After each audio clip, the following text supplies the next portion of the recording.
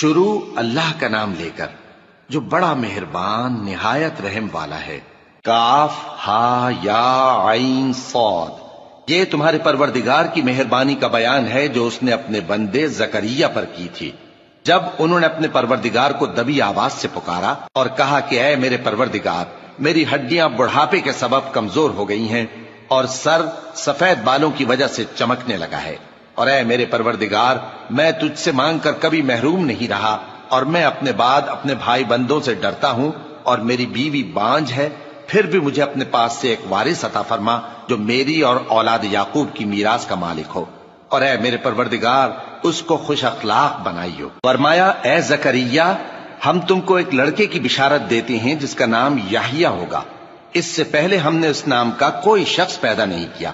انہوں نے کہا کہ پروردگار، میرے ہاں کس طرح لڑکا ہوگا جبکہ میری بیوی بانجھ ہے اور میں بڑھاپے کی اس حالت کو پہنچ گیا کہ سوکھ گیا ہوں۔ حکم ہوا کہ اسی طرح ہوگا۔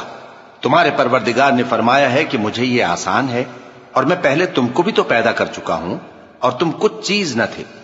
کہا کہ پروردگار میرے لیے کوئی نشانی مقرر فرما۔ فرمایا نشانی یہ ہے کہ تم صحیح و سالم ہوتے ہوئے 3 رات دن لوگوں سے بات نہ کر سکو گے۔ پھر وہ عبادت کے حجرے سے نکل کر اپنی قوم کے پاس آئے تو ان سے اشارے سے کہا کہ صبح و شام تسبیح کرتے رہو۔